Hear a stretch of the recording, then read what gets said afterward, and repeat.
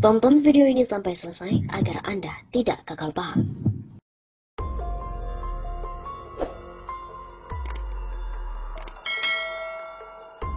Waduh, heboh. Denny Siregar keceplosan ungkap skenario habisi Habib Rizik. Habib Rizik Syihab telah datang ke Polda Metro Jaya pada Sabtu 12 Desember pagi sekitar pukul 10.30 waktu Indonesia Barat. Hal ini untuk menjalani pemeriksaan sebagai tersangka kasus kerumunan di Petamburan. Kemudian para buzzer dan haters pembenci HRS juga FPI bersorak gembira. Mungkin saking gembiranya tanpa sadar ada yang membocorkan skenario untuk menghabisi HRS. Sebenarnya, Doi awal-awal masih berkelit untuk gak mau datang ke polisi. Tapi tiba-tiba dengan perintah yang mengerikan, habisi aja kalau dia gak mau datang. Kita capek nunggunya, ini perintah dari atas langsung. Langsung deh ngibrit, kali ini gak main-main, nyawa taruhannya. Kicau Denny Siregar di akun Twitternya @dennysiregar7 pada hari Sabtu sore pukul 17.30 waktu Indonesia Barat. Pernyataan dari Denny Siregar ini pun menjadi bumerang. Kalau yang disampaikan Denny Siregar benar, maka jelas itu adalah pelanggaran institusi polisi. Kalau yang disampaikan Denny Siregar tidak benar, berarti Denny Siregar telah menyebar hoax. Dan kalau itu hoax, terlebih menyangkut institusi polisi, sudah seharusnya Denny Siregar ditangkap. Karena sebelumnya, polisi pun juga sudah menyatakan akan menangkap penyebar hoax chat WhatsApp Kapolda soal sikat Laskar FPI. Bahkan, tweet keceplosan Denny Siregar ini oleh sesama buzzer juga disesalkan. Ini tweet goblok sih, kicau akun @dgmbx15. Kurang strategi nih, timpal akun @ertayustina.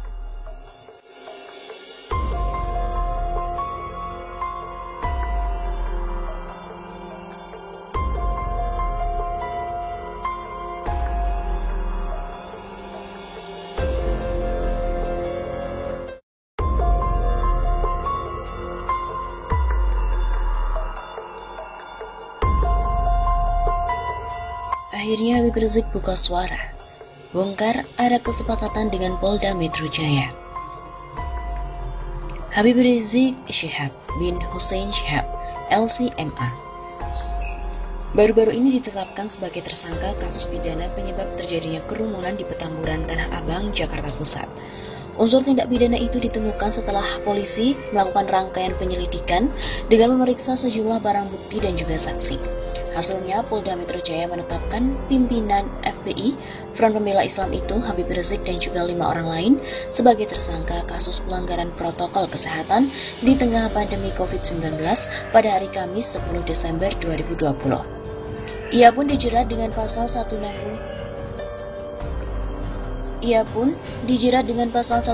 KUHP tentang penghasutan dan pasal 216 KUHP tentang tindakan melawan aparat. Pihak kepolisian juga sudah mengeluarkan surat pencekalan yang dikirim ke kantor imigrasi sehingga Habib Rizik tidak bisa keluar negeri. Sebelumnya Habib Rizik 2 kali tidak memenuhi undangan polisi untuk pemeriksaan, hingga Polda Metro Jaya mengultimatum akan melakukan penjemputan paksa atau penangkapan. Sayangnya saat dimintai surat penangkapan oleh pengacara Habib Rizik, Polda Metro Jaya tidak mengeluarkannya. Lelah dengan pemberitaan yang terus menyudutkannya, Habib Rizik akhirnya buka suara. Ia mengklarifikasi sejumlah hal, salah satunya mengelak selama ini bersembunyi dan lari dari panggilan polisi. Pertama, bahwa saya tidak pernah lari apalagi sembunyi. Ungkap Habib Rizik sebagaimana dikutip dari portal Jember dari unggahan YouTube Front TV pada Sabtu 12 Desember. Habib Rizik menjelaskan bahwa dirinya selama ini sedang melakukan pemulihan di pesantrennya. Karena selama ini, pada proses pemulihan saya lebih banyak duduk di pesantren alam agrokultural Markas Syariat Mega Mendong. Karena di pesantren ini udaranya sangat sejuk, asri dan segar. Jadi untuk pemulihan luar biasa bagusnya. Sekali-sekali saya turun ke Petamburan. Saya turun ke Sentul untuk menengok anak dan cucu. Begitu jelasnya. Ia juga mengelak dianggap mangkir dari panggilan Polda Metro Jaya. Karena menurut Habib Rizik keduanya sudah saling menyepakati sebuah komitmen.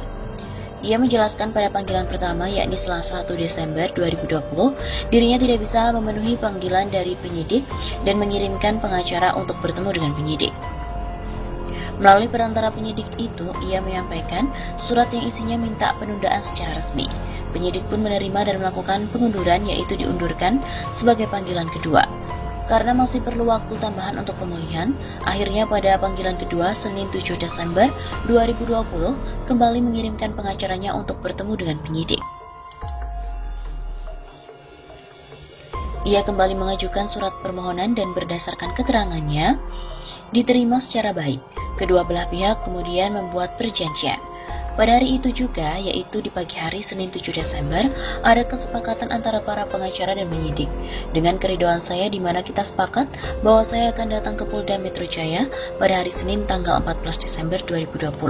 Itu sudah merupakan satu komitmen. Jelas Habib Rizik.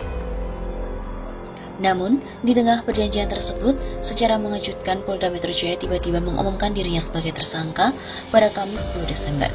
Tentunya saya dan para pengacara terkejut karena dalam dua panggilan sebelumnya masih berstatus sebagai saksi dan itu pun belum sempat diperiksa.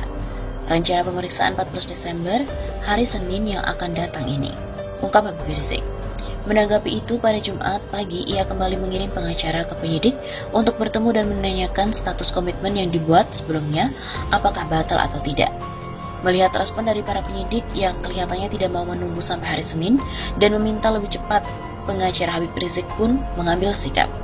Ia mengatakan dirinya siap dipanggil kapan saja namun harus dikeluarkan surat panggilan sebagai tersangka itu. Sayangnya surat panggilan tersangka tidak kunjung dikeluarkan dan kepolisian hanya menekankan pada pengacara supaya Habib Rizik lekas datang ke Polda Metro Jaya. Surat panggilan sebagai tersangka kami tidak pernah terima, tapi kelihatannya para penyidik agak keberatan untuk mengeluarkan surat tersebut, terang Habib Rizik. Apabila pernyataan-pernyataan Habib Rizik yang mengatakan bahwa telah terjadi komunikasi yang baik antara pengacaranya dan penyidik, serta alasan ketidakhadiran Habib Rizik tidak menjadi permasalahan, maka hal ini sekaligus mengungkap kebohongan Polda Metro Jaya. Sebab sebelumnya Polda Metro Jaya telah mengatakan alasan ketidakhadiran Habib Rizik pada panggilan pertama dianggap tidak patut dan tidak wajar karena tidak melampirkan surat keterangan dokter. Terlebih pernyataan Habib Rizik seolah sudah saling sepaham dengan Polda Metro Jaya dan tidak mengetahui bahwa akibat dari dua kali mangkir, panggilan kepolisian akan melanjutkan pada gelar perkara. Agar tak lagi dianggap mangkir, akhirnya Habib Rizik mengatakan dirinya akan datang ke Polda Metro Jaya. Oleh karena itu, pada malam hari ini, saya umumkan untuk yaitu seluruh anak bangsa insya Allah besok hari Sabtu, tanggal 12 Desember di pagi hari, saya bersama pengacara akan datang ke Polda Metro Jaya insya Allah.